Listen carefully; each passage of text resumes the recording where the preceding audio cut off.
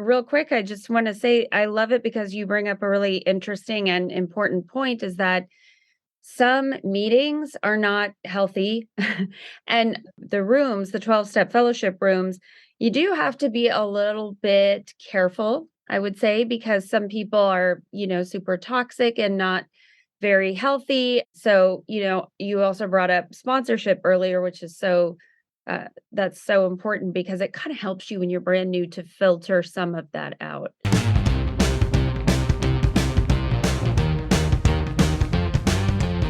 Welcome to Amy Liz Harrison's podcast, Eternally Amy, a mum of eight's journey from jail to joy. A Gen Xer who overcame her struggle with alcohol to become a best-selling author and mental health advocate. She shares stories of hope and offers ideas for others struggling with mental health challenges, spirituality, ADHD, or maybe just family, travel, and logistics. One thing is for sure, you'll leave with something to chew on. And now, here's your host, Amy Liz Harrison, with your mystery meat sandwich. Greetings, compadres.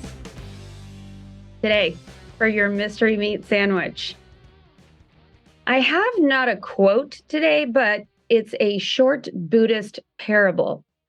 So it's referred to as the parable of the raft, okay? And I'm going to sort of paraphrase it a little bit, but this person comes to a body of water.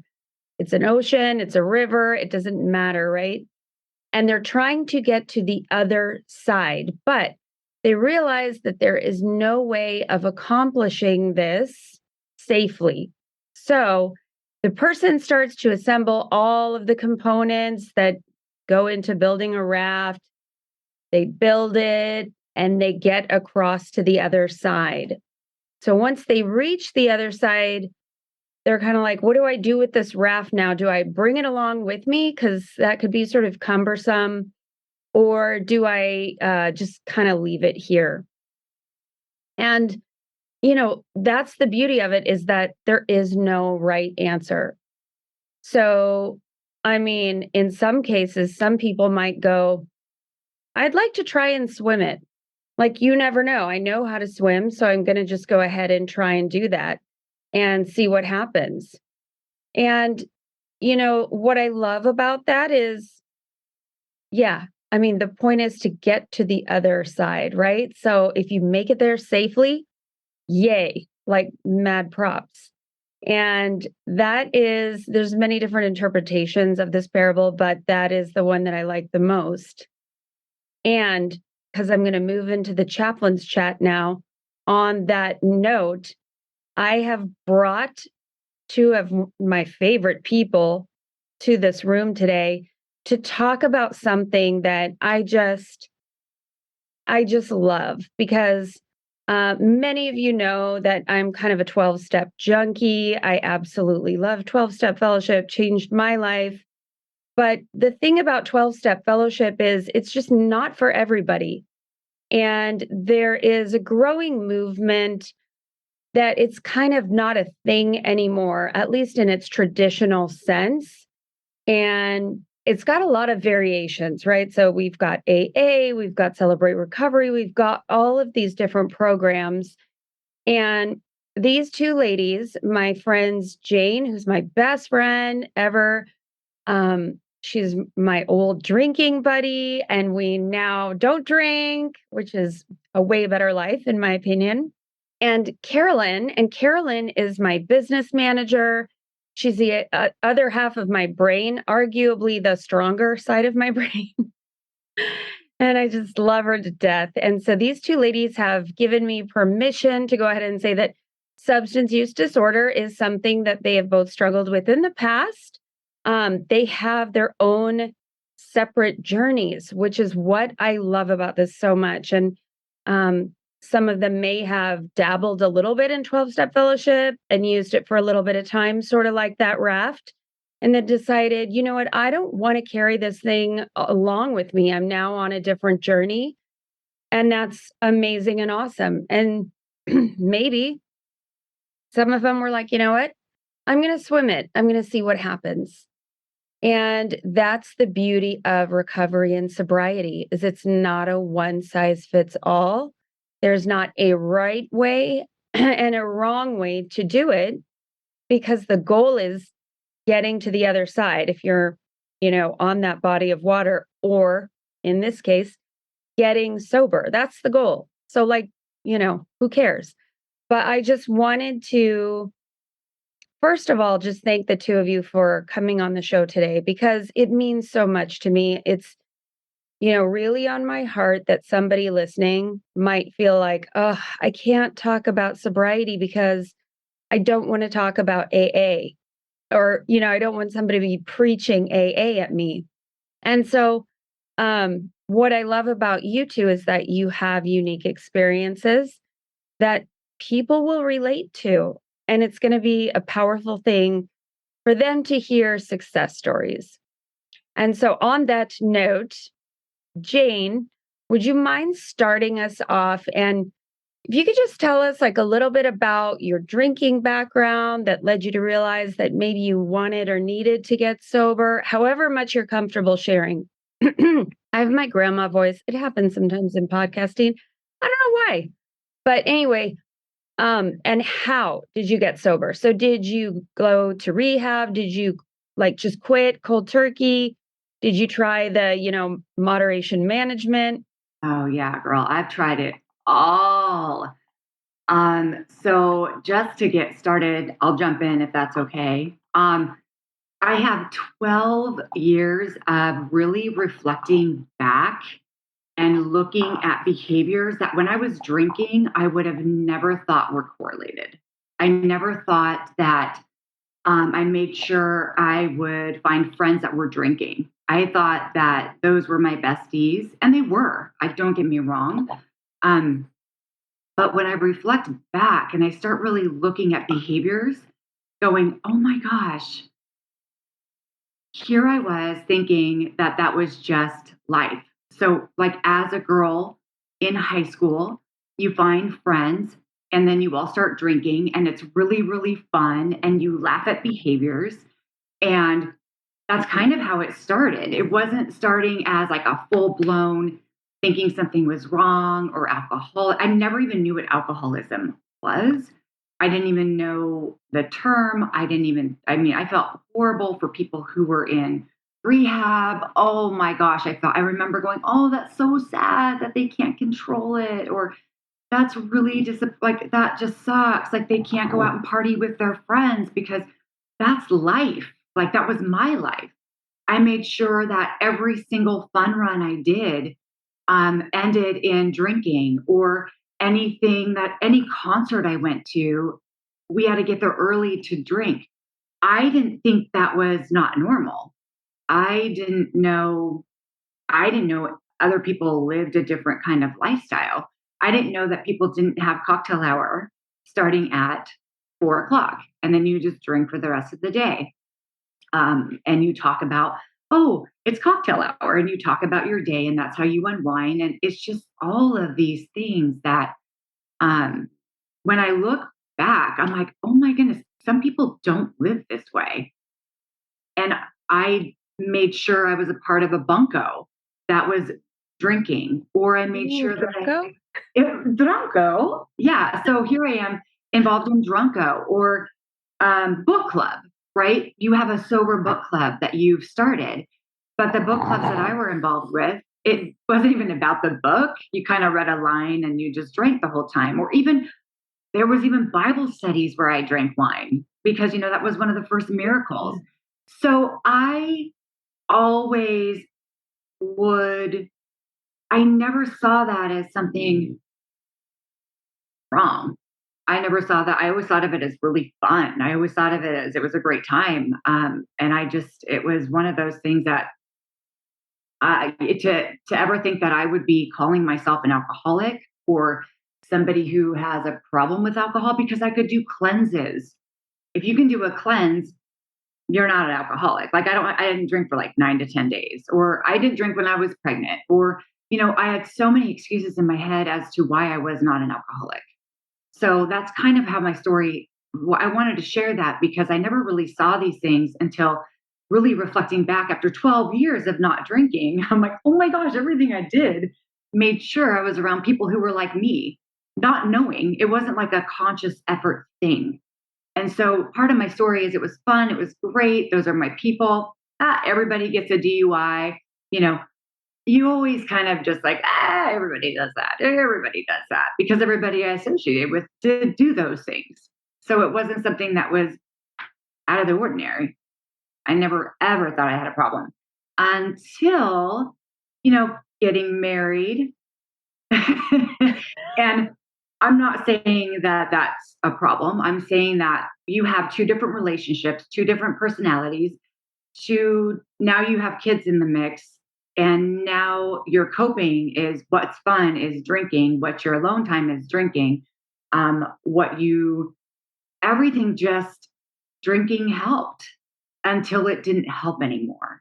Mm. And then all of a sudden I felt like I'm not going to say I felt like I was my own higher power because I was kind of doing things like, okay, because it didn't work in my timeline, I'm going to go ahead and do things on my own, which was go party, do behaviors that I probably wouldn't do if I was sober. And then guilt and shame kept me darker. So I got darker and darker, and drinking was the only thing that was like my lifeline because that guilt and shame held me captive. Mm-hmm. So guilt and shame held my hand. Like I was bonded, right? Guilt and shame. And then drinking helped me go, oh, I'm kind of free. I'm kind of free. So here I was in this vicious cycle, guilt, shame, drink, guilt, shame, drink. You're not good enough. Look at what you've done. All of these things. It was just this vicious cycle, but I couldn't see it at the time. At the time, I was like, dude, I'm just depressed. I have a husband that sucks. Like all of these things, it was all these other excuses, but I never looked at it as being drinking. I never would have been like, drinking could be a problem. I was like, everything around me is a problem. Right. Not me. Not me. You're the problem. You're the problem. Ooh, you got problems. Let's drink. Like it's something that now that I can see that clearly, wow, drinking really did contribute to a lot of the guilt and shame that might have taken place in my life. Yeah. And you know what I'm saying? Like you see that it's absolutely. And real quick too, in case you hear like a little cute little noise and snorting and stuff, Jayne has the cutest dog on the planet besides Carolyn's dog, of course. They're equal. So cute. So that's what the noise is in case you hear it.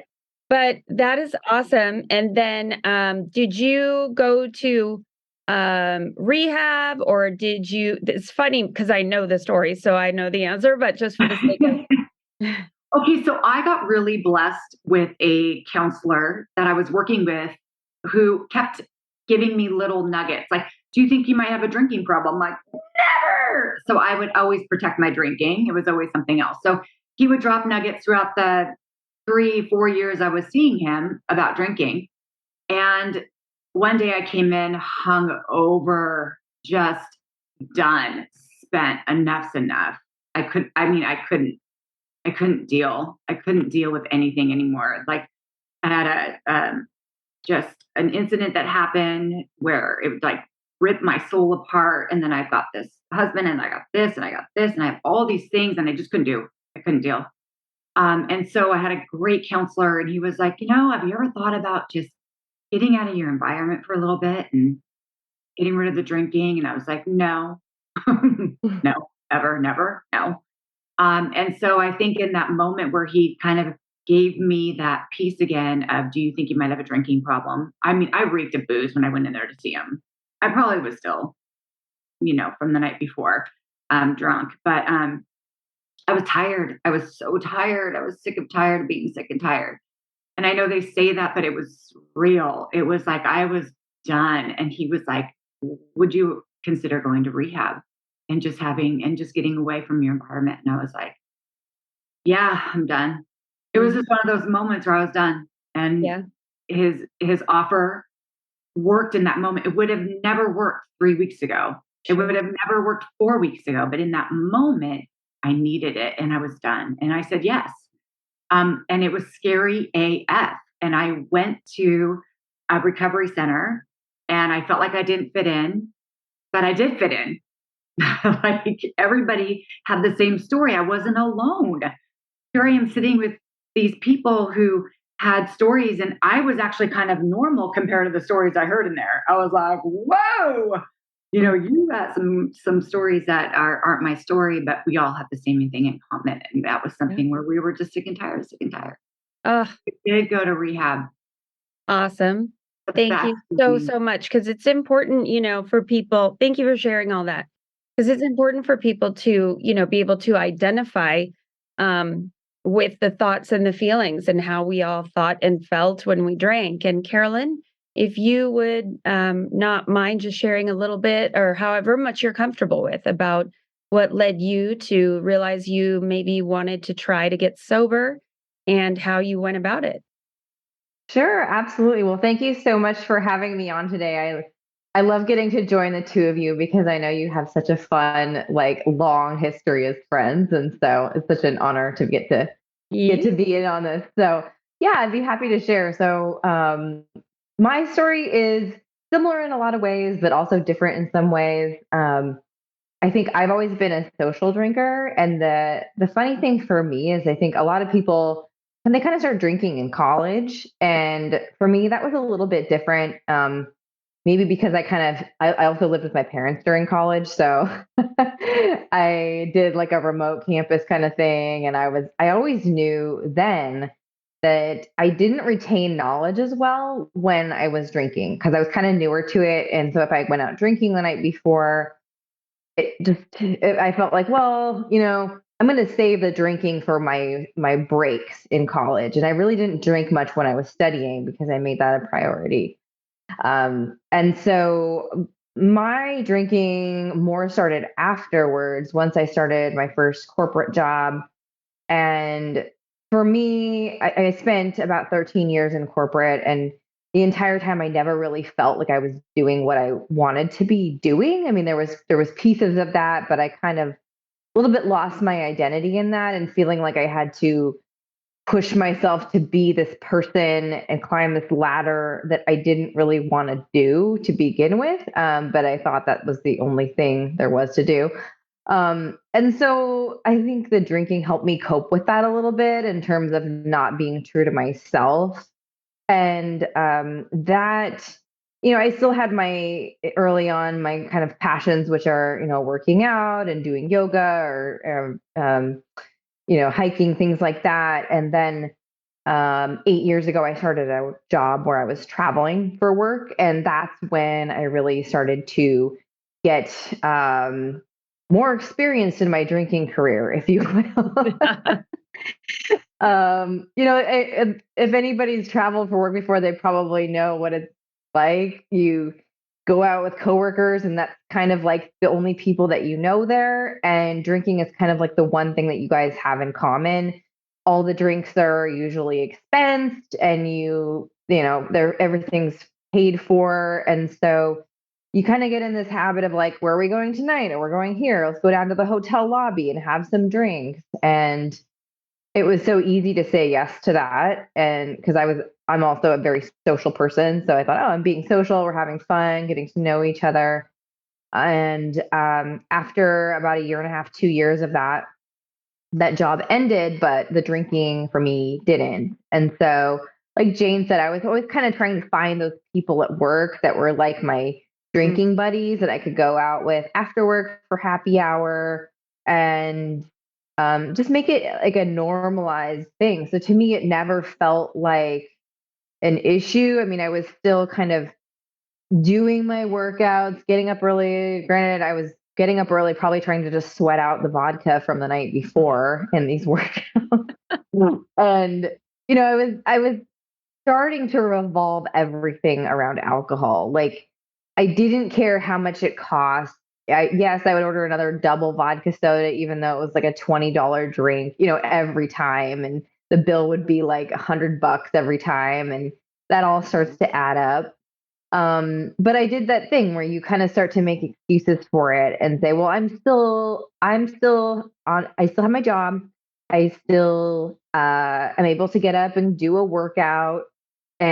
and I'm still like with it and able to hang out with people. But I started realizing that I think the main thing that really made me realize something needed to change is that it was affecting my relationship. And I, of course, did that thing, like you said, Jayne, where it's obviously everybody else's problem and not mine. And my counselor kept kind of giving me that nuggets of like, like drinking can cause things to escalate, and drinking is a depressant, and it can be kind of a root cause. And I wanted to fix everything else but that piece of it.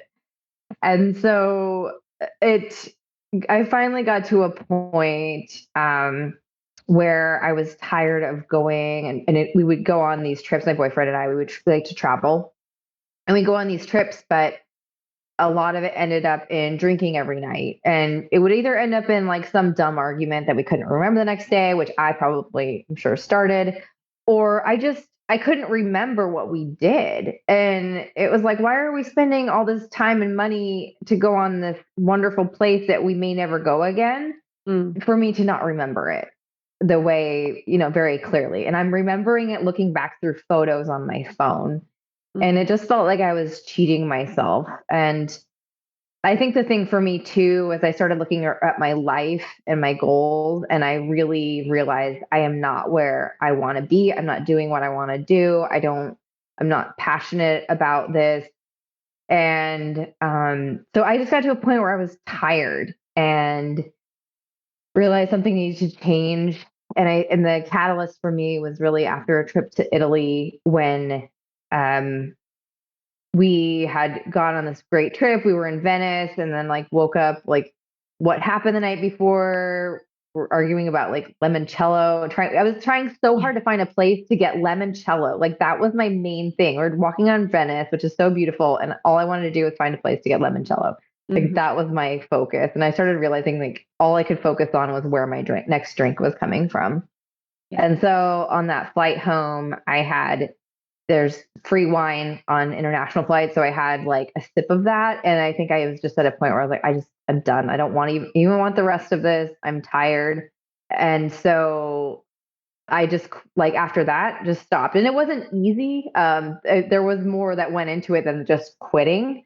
But I think for me, I knew for a long time I had an issue, but I also knew that I didn't want to go to his extreme of saying I was an alcoholic. And I felt like if I had to go to a 12-step program, that would be, what I had to do. And that was just the perception that I had, not, being from an outsider. Yeah. No, that's like the perfect segue too, because, I'm curious to know if you both kind of just decided, I'm not going to try 12-step, or did you try it and then maybe decide this is not for me? And did anybody try and talk you into a 12-step fellowship, or how did that work for you? What did that look like? So Jayne, can you speak to that? Yeah. Carolyn, love your story, by the way. Thank you for sharing. Because I went to rehab, I had to go to the next level of care. And that next level of care had me do 90 in 90 days. And that's 90 meetings in 90 days. And this was back in the day where you had to flip through a book and you're like, oh, here's one in Bellevue. And you just show up and you have no idea what to expect. You have no idea. I didn't even know what a big book study was. I didn't know what a speaker meeting. I was so, I don't know if ignorant is the word, but there was so many things that they were talking about and saying that I felt like I was in a totally different land. It was just the culture. It was just so different. And I just felt like, what is going on? There are aspects of the AA. So I did go to AA meetings. And I did go and do the 90 days because, again, like I was saying, it was something that I had to do for insurance purposes in the program that I was in, which was the next level of care. And I felt that, I'm trying to say this nicely, I really believe that it can work. I believe that the tools and the information that is there is incredibly useful. And I found my group and my people that I connected with right away. So I feel that that's very important when you go to an AA meeting, or if you choose to go that route. It's finding the people you connect with. They always say, take what you want and leave the rest. And I had to do that a lot of times during meetings. Like I was like, whoa, are we really having a conversation about coming here on time? Because last time I heard I wasn't paying for this meeting and it was not, I don't know what's going on here. So there was a lot of things that could have steered me away, but I kept going and going, okay, what do I need to get from this? That was how I first started, was jumping in, working, doing the steps, working through those steps. I had to get rid of a sponsor. If you don't know what sponsorship is, it's somebody to help you work through those steps. And it's basically, I see it as free counseling. So I had to switch a lot of things in my mind, like, oh, okay, this is a free help self person to help me get through steps. Oh, this is great because I'm going to find somebody who I connect with that will understand my guilt and shame that I have to talk through, that I need to talk through in order to heal my soul. So there was a lot of positive through it. With that said, once I got done with my 90 days, I was kind of relieved that I didn't have to go anymore. I'm trying to like be nice. And it wasn't that I was relieved that I don't have to go anymore. It was just something that didn't fulfill my soul. Sure. I didn't feel like I felt like it was draining me more than it was inspiring me. Sure. And so when I felt drained, it's like doing an exercise that you need to switch, right? It's just like, yeah, I didn't feel energized anymore. I felt kind of like, I don't want to be here. And I was like, what is that? And I had to kind of work through what that was for me. Yeah. And that's when I really just kind of stepped back from AA and just kept working on my stuff. But I also got blessed with you being my bestie, getting so I mean, how cool is that? Like I had, my spouse got sober. So here I am I surrounded myself with sober people. And I think that was a huge benefit and part of my being able to stay sober has actually been easier than I think it should be. Because if I came home and somebody was drinking every day, that would be tough.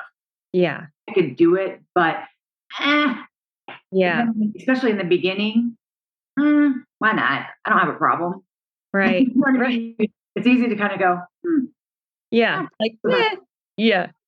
So that's where I kind of got out of doing the AA thing, just because it was a chore, and I don't. Yeah. Yeah. No, you worded that so I was going to say beautifully and lovely, and then I thought, okay, neither one. It was so well said and well explained. And thank you for sharing all that. And Carolyn, you as well, if you could just, speak to, I mean, it sounds kind of like for what you shared already, you sort of were like open to it if you needed it, but kind of found that it wasn't something that you ended up needing to do. Yeah. So for me, I was actually, so I'll preface this by saying I've never been to an AA meeting. And actually, most of the stuff I know about AA is from you, Amy, when you're talking on your podcast about different tools. And I love hearing about that because it's such a different perspective for me. And I think the perspective that I had before I got sober was, I'm going to have to go find a meeting, like you said, Jayne, and walk into a room of strangers and say, my name is Carolyn, I'm an alcoholic. And that absolutely terrified me because that's all I knew from, watching movies and hearing other people talk about it. It's literally that was my perception of it.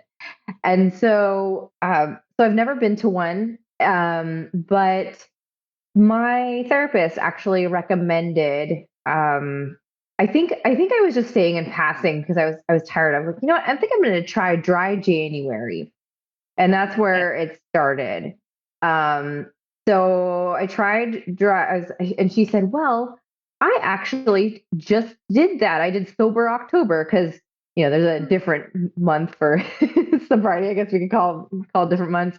So she said, I did sober October and I loved it. like, I also lost like 30 pounds as a result of it. Not that it should be like a weight loss thing, but just kind of explaining the benefits of it. She's like, I feel so much better. I feel great. I have so much more energy.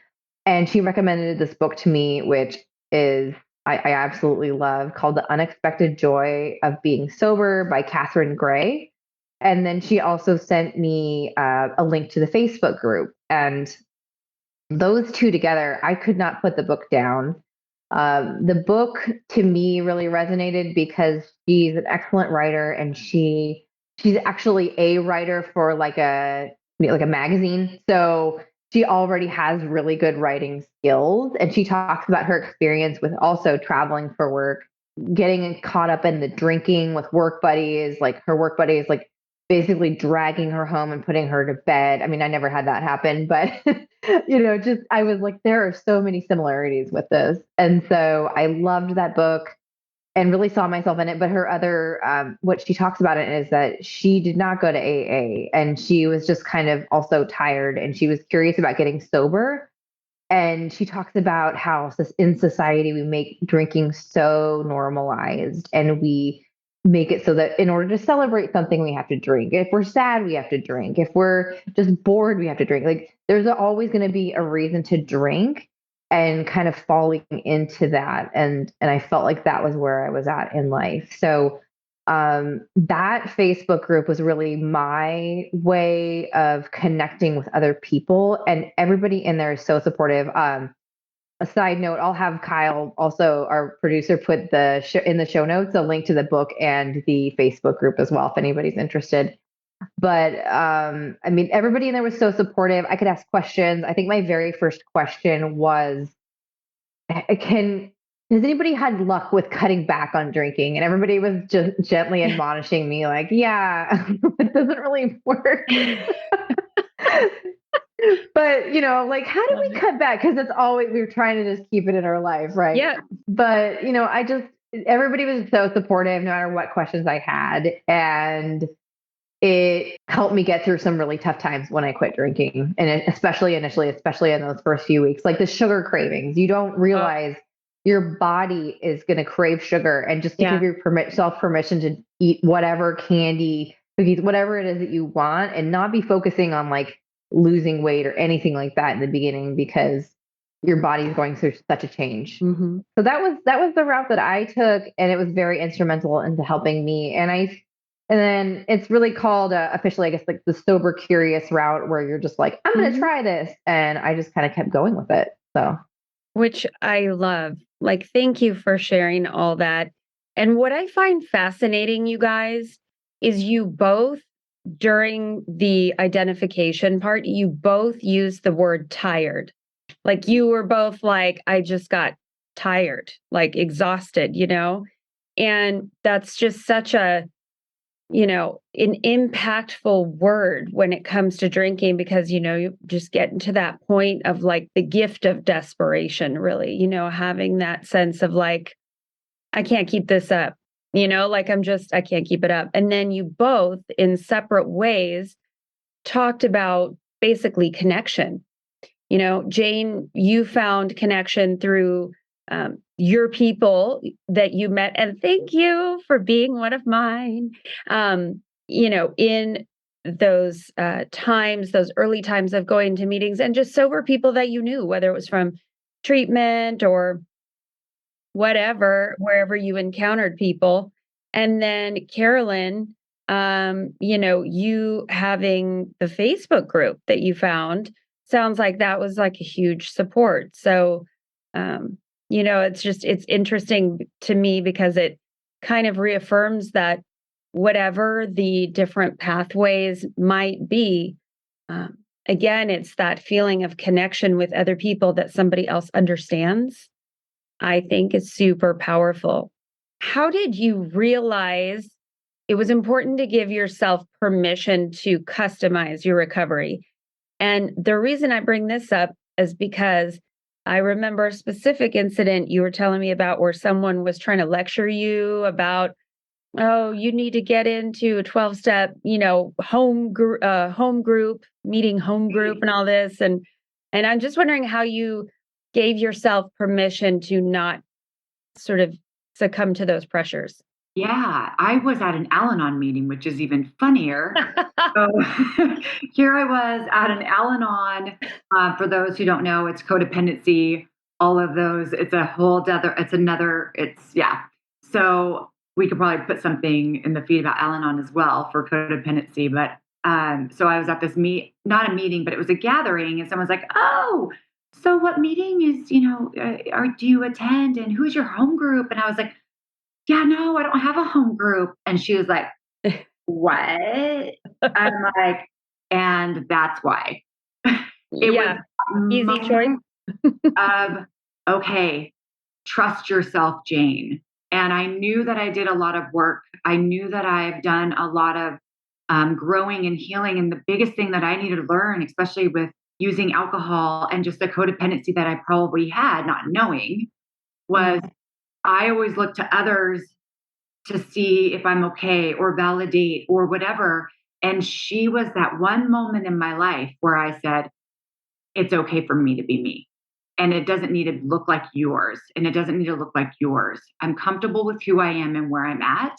And it actually made me more sad for her that she drank the Kool-Aid in the sense of the fact that you're judging when we're told not to judge, or you're doing exactly what I don't want to be a part of. And I don't mean that every group's like that. And I don't mean you're going to find people like that, but I just needed to be reminded that I'm here to grow and trust myself and not to grow and trust others. Because when we do that, again, if we start putting our hope, faith, and trust in other people, we're going to get disappointed no matter what. So what I learned through this experience is I do have the answers within inside myself. And so when this person approached me and did that, it just confirmed that I was on the right track. It didn't mean I didn't take it. I was shocked. I was like, whoa, thank you so much for reminding me that's out there. Yeah. And if that works for you, get that home group, do that stuff. Get it, girl. Get it, do it. But no, I'm not finding Yeah. Well, I love it because, and I'm going to ask Carolyn the same question, but real quick, I just want to say I love it because you bring up a really interesting and important point is that some meetings are not healthy. And the rooms, the 12-step fellowship rooms, you do have to be a little bit careful, I would say, because some people are, super toxic and not very healthy. So, you also brought up sponsorship earlier, which is that's so important because it kind of helps you when you're brand new to filter some of that out, which is good. But just a little random sidebar. And Carolyn, were you just kind of under the understanding that, like, well, hey, this is working for me, so I definitely just give my permission to sort of move forward in this way until it's not working for me? Or where was your head at that point? Yeah, for myself, I guess I kind of go back to thinking about my personality and that I am the type of person that I love to learn, I love to grow, but I also hate being told exactly what to do. And I have a really hard time following a specific structure, which is probably why I really struggled, like I said early in my career, with the corporate world of being, in this box. But I knew that if I felt like I went into a meeting with the idea that you can never drink again. This is it for you. You can't do this. I've done this before, for example, with diets, and diets don't work for me because I restrict. I say, okay, today's diet starts tomorrow, right? And then I end up like binging the day before because I feel like I can't have that one thing. And so I knew that if I was too structured with this and told myself going into it, you can never drink again. This is it for you. You're done. I would probably self-sabotage myself and not allow myself that gift of recovery. So Yeah. I kind of know that about myself, and that even now I kind of struggle to say things like I'm in recovery and I am so many years sober, or this is my sobriety date. I don't actually even know my exact sobriety date because I feel like it puts a lot of pressure on that for me personally. And so but I also am open to like sharing about it. And I love that if my story can help somebody else as well. So I feel like that kind of went above and beyond what your question was, but basically I knew that too much structure might allow me to self-sabotage myself, and I didn't want that. It's so true. I've been there. I get that totally. And, the beauty of a sober life too is that there are so many possibilities open to you. Like, I will still drive around at night and be like, oh my gosh, I'm driving at night and I'm remembering all my trips, as you said, and conversations. And I mean, well, mostly, I mean, my brain is kind of failing me, but it's not because of alcohol. And so that makes me it makes me feel really empowered, and I love it. And you both, and I happen to know this because you're both just near and dear to my heart in different ways, but you guys are both doing super exciting things. And so could you tell me about what a sober life looks like for you? Some of the things you've been able to do in the past 12 years that you've been sober, Jayne? What haven't I done? Okay, so Amy, you nailed it on the head when you just talked about driving around at night and going, oh my goodness. Or if my son calls and there's an emergency with his knee being blown out, or I can stop and I can attend and be present and available. I can see personalities coming in. Like when you see them come in the house, something's wrong because you're aware. You can ask questions. Those things, if I was still drinking, would not even, it would be like, what's up? Or it's more like, oh, great. Now I got to go get my son. And I'm like, it's all about me. And you don't think it's about you, but it is. It's like when my son jumped off the bed and I was supposed to go to the bar and meet everybody. And he cut the back of his head. I'm like, I have to go. So I butterflied it together. Sorry, Trev. But I butterflied it together so I could leave. Like it wasn't about it. It wasn't about anything but myself. But you don't see it that way until all of a sudden you're like, oh yeah, that's it's interesting. So yeah, driving around is just at night. I'm like, dude, this is magical. It's as little as that. And then beyond that magic, then I went back to school. And I went and did drug and alcohol counseling. It was chemical dependency, but I think they've switched it back to drug and alcohol counseling. And then I started getting involved in that. And for me, it was way deeper than just the substance. Brain chemistry, amazing. But outside of that, I needed it to be more because I want to dig deeper. And that was outside of my scope of practice. So then I went back to school and I got my BA in psychology, minor in communications. And then I went back to school to get my master's. So right now I'm in clinical mental health. I would never be doing any of this if I was drinking. Absolutely zero. And school is not my thing. So the fact that I'm doing school is because I know that I want to help. Like Carolyn was talking, like if I feel like I know that everything that I've been through, if I hold on to it myself and not give it away and help others, it's a waste. Why go through all this pain and insecurity and all of these things? Why? There's a reason why. And if I don't share it, it's a waste. So I have to do the next indicated step, which is going to school, and I'm doing clinical mental health. And it's outside of myself. Like I would say it's me, but it's not. It's definitely my higher power helping me go through this next step in my life, because the other one's like, no, you're not enough. Yeah. Right. Well, it's amazing. And I love being able to have a front row seat and watch your life take off. And I won't think about it too much because I'll start crying. But it's a joy. It's a joy to be your friend and to watch you go through all that. And, Carolyn is newer to my life, but I've had just such an amazing experience getting to know you, Carolyn. It's truly just been such a pleasure for me. And I love the fact that we are friends, as well as you're my business manager and a lot of other things as well. And so I would love to, hear about some of the things that you're able to do now that you live a sober life.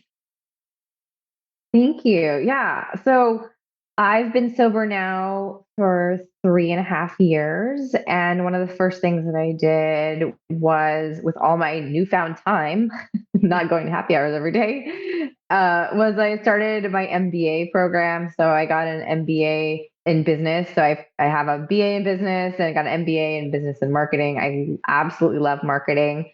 And from there, things just kind of fell into place that I started my own marketing business, which is what I've wanted to do my entire career. And thank you, Amy, for being one of my first clients, which is like a dream come true. I Hi, absolutely Amy. love working with you.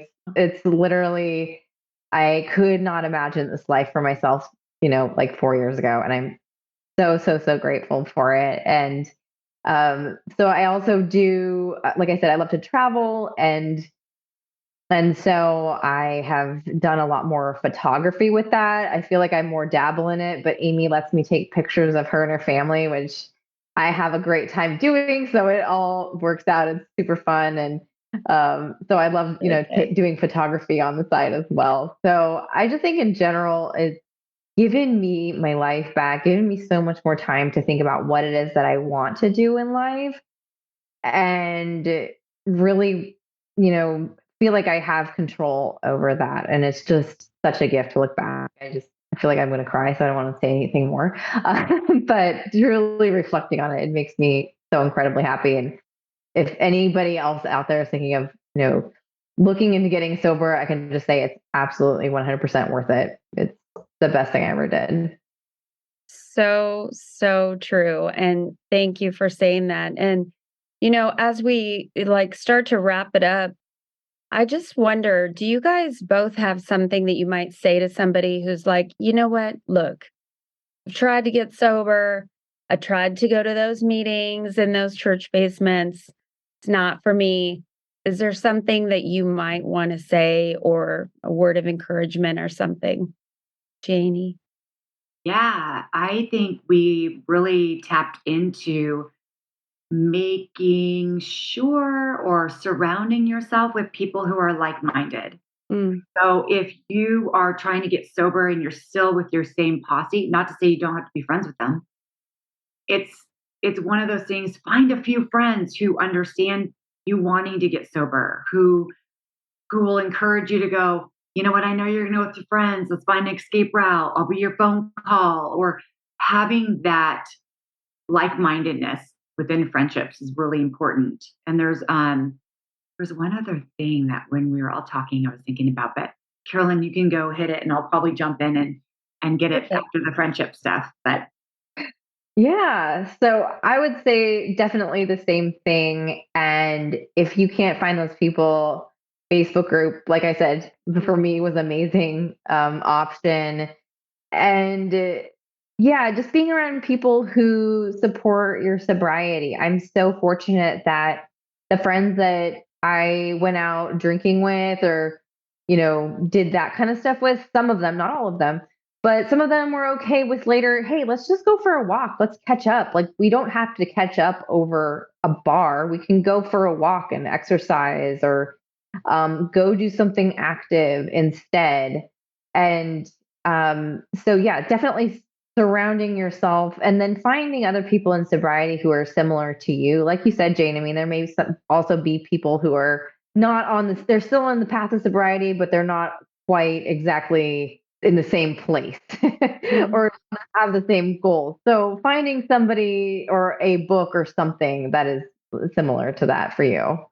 yeah, and I think the other thing that I was going to mention is also doing things for others. I think getting Mm, out of ourself. yes. Sometimes we sit in our own self, and that's why it's important to have friends to call and being able to maybe go to a grocery store and say hi or compliment somebody. Just getting out of isolation is just so important also. And I think that's why it goes back to friendships. So whether if you don't have those friends right now, just being able to get out and make a call to somebody who understands what's going on.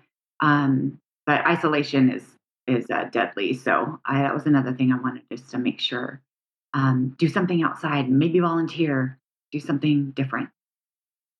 So, so, so true and so good. And I think, the one thing that, like, the theme that I've heard from both of you coming at it from different experiences is like, try it, you know, just keep going, like, try it and, see what happens. And it's that whole idea of like, and this is true, right, for any goal, but it's like, give it a whirl. Okay, well, if that's not working, or we don't love that, maybe we'll try something else that like fits us better.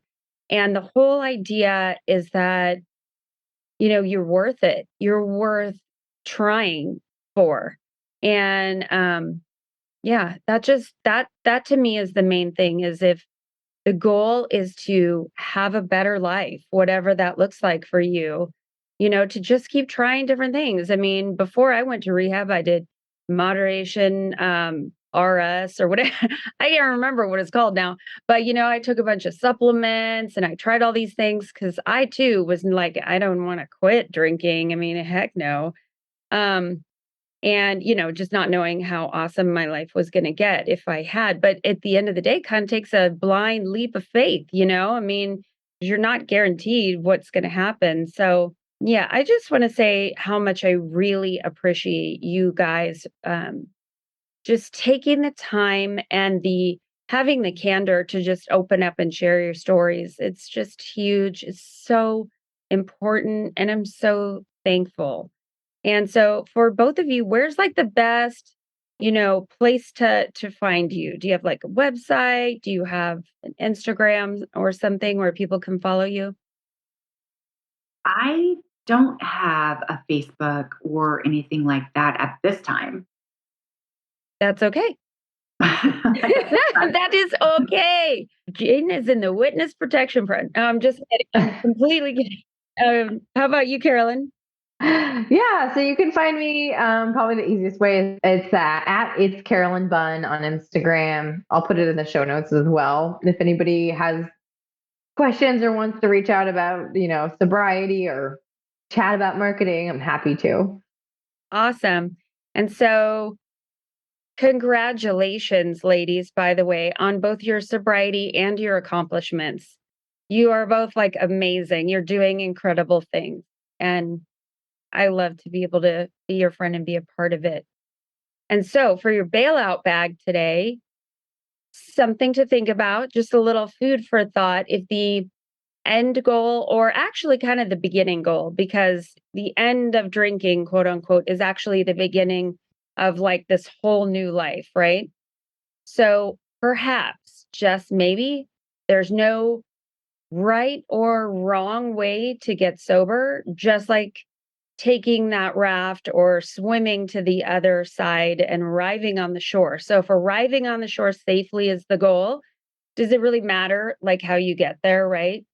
So I just had one final kind of thing pop into my head. I was looking at my hair in the reflection of the Zoom as we were recording this, and I was thinking, gosh, in the 80s I really wanted big hair.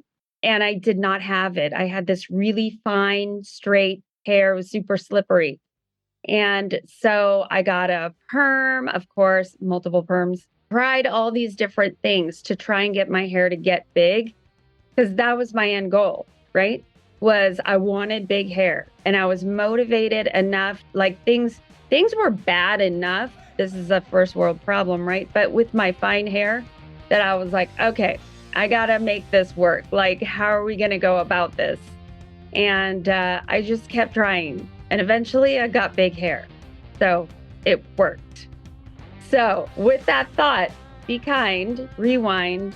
Thank you for your time. And take what you like and leave the rest behind. Thank you so much for listening to Eternally Amy. Amy Liz Harrison is a best-selling author, speaker, 12-step coach, meditation teacher, and recovery advocate. To find out more, please visit amylizharrison.com. Keep up with Amy on all platforms by following @AmyLizHarrison. Please subscribe and review this podcast. It means so much to us if you do.